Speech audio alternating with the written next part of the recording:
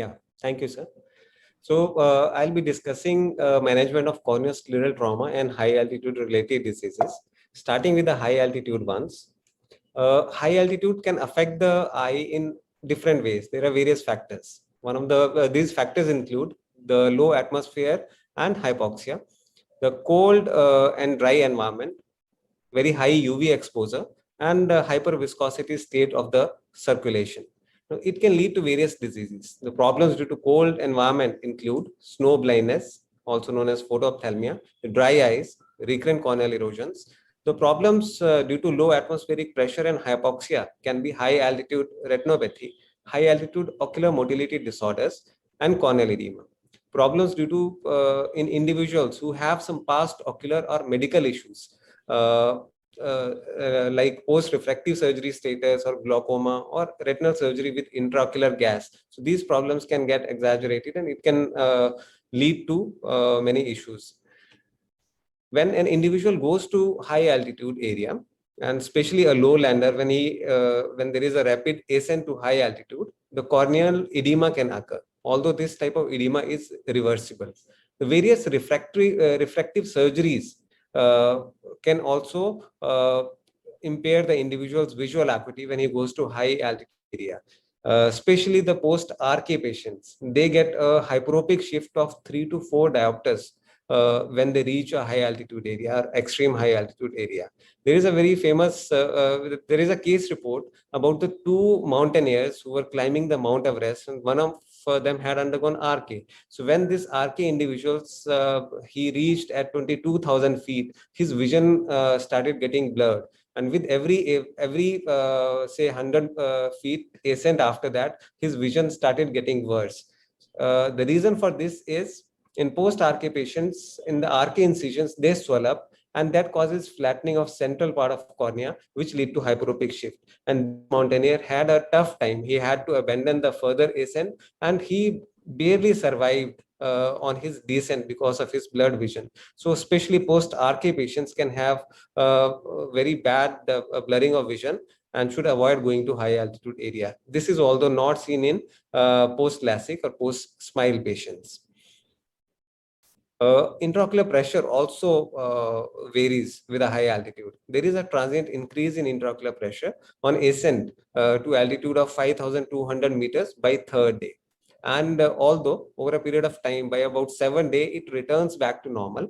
So glaucoma patients should be careful. The cause for this is probably raised episcleral venous pressure. Similarly, the other diseases such as high altitude retinopathy, vascular occlusions, and AION, these can also occur at the high altitude. Now, going to management of corneoscleral lacerations. The corneoscleral lacerations can be divided based on the corneal thickness involvement into lamellar and full thickness lacerations, and based on complexity into simple corneal laceration where there is no tissue loss and no involvement of other parts of the eye, whereas the complex laceration where there is a significant tissue loss and there is involvement of other ocular tissues. It has been classified by ocular trauma classification group into various types. We have to assess the history, and clinical evaluation has to be done very carefully in all these patients. We should note the date, time, and location of the injury, and the history of object which has caused trauma. We should also evaluate the individual for risk of any microbial contamination. General examination is very important. It's important to rule out any life-threatening diseases. Visual acuity assessment at the presentation is a prognostic factor. Presence of RAPD give a poor prognosis. Now, this is very important to assess the visual acuity. This is one patient who had a bilateral stab injuries in both eyes. There were around 47 times she was stabbed in both the eyes. And when she presented to us, it was looking like a hopeless situation. One of our residents who attended her at the first time, he noted that she had some perception of light in her left eye. And then the patient was taken for a surgery at 7 p.m. in the evening. It was a combined surgery by corneal surgeon, vitreoretinal surgeon, oculoplasty surgeon, and squint surgeon, along with a reconstructive surgical team. It took about 12 hours. And you can see the image of the patient. That is, after about 3 months, the individual regained vision from just perception of light to 6/36 in left eye. The right eye had no vision. So this difference can arise, especially if a visual acuity assessment is done at the time of presentation. The extent and depth of laceration, including involvement of limbus, sclera, iris, vitreous, all this should be assessed. There are signs of some occult corneal scleral laceration, which should be looked for if a laceration is not visible directly. These include the chemosis or a subconjunctival hemorrhage, if there is a uveal or a vitreous prolapse, or there may be irregular anterior chamber. All these may point towards some corneal scleral laceration. Investigation should be tailor-made according to the case, but I think minimum X-ray is must because it has got some medical legal value. As far as the management is concerned, the goals include restoring optically clear, smooth curvature of the restoration of normal anatomical relationship, and prevention of any complications. Now we have to identify the anatomical landmarks, which include the limbus, the sharp angles, the stellate edges, and the posterior margin of the scleral laceration. It's very important. When we start the suturing, the peripheral part of the cornea can be sutured using a long, tighter, and a closer sutures, whereas in the central visual axis, we should suture short. Suture should be shorter, wider, and slightly loose. When a laceration is a perpendicular laceration, the suture can be equally divided in the distance on the anterior aspect of the laceration. But when it's a beveled laceration, we should center the suture around posterior aspect rather than the anterior aspect, so that there is no gaping of the wound. This is a case of corneal laceration. There was vitreous prolapse through this corneal laceration. So first the vitreous tags, they were removed. Subsequently, the various edges of the laceration was identified. It was a S-shaped laceration. So the angles were identified, and first sutures were applied at those angles so that the alignment of tissue is maintained. There is no misalignment of tissues. And these sutures are smaller, slightly wider, and also slightly loose. So this is how a corneal laceration should be repaired. This is a scleral laceration starting from the limbus posteriorly. Now, first of all, you should decontaminate the wound. Here, these are the eyelashes which were there in the laceration impacted. Then conjunctiva and tenon are removed. It's very important to identify the posterior aspect of a scleral laceration. Sometimes the posterior aspect goes beyond the muscle. So in those cases, you may require to disinsert the muscle, repair the scleral laceration, and then reinsert the muscle. Now here the first suture is given at the limbus. After the iris is reposited carefully, one should be very careful.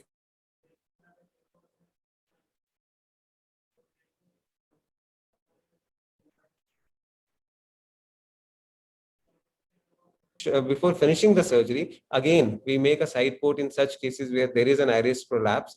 And after inserting the viscoelastic, then we release that iris tissue. Iris tissue is released and air bubble is put. So this is a scleral lacerations.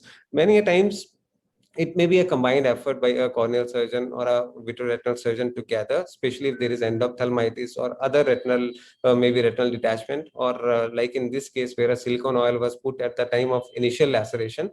So in those cases, we can use a temporary keratoprosthesis that will make the work of a vitreoretinal surgeon easier. Visibility is much better. And once the retinal surgery gets completed, then a corneal transplant can be done after removing the temporary K-probe. Lamellar laceration should be managed. If it is an undisplaced flap, you can simply reposit it and put a BCL, it will heal. If it is a displaced flap, you reposit the flap and you may require to suture it. This is one interesting case, an individual who had lamellar corneal laceration, as you can see in the ASOCT, in the down below. The laceration, there was an epithelial hypertrophy here. Epithelial hypertrophy was there. And in this case, after removing this epithelial hypertrophic epithelium, then we fashioned a smile lenticule, which was cut in same fashion as the laceration was.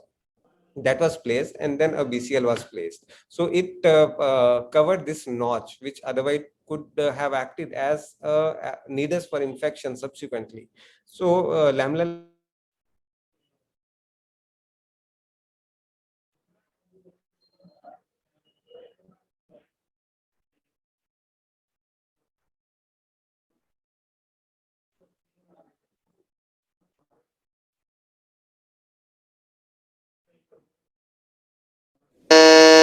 affect the visual acuity, and there are some surgical options. Like in this case, there are. I request audiovisual to give 1 minute extra, please. Yeah, you can continue. Okay.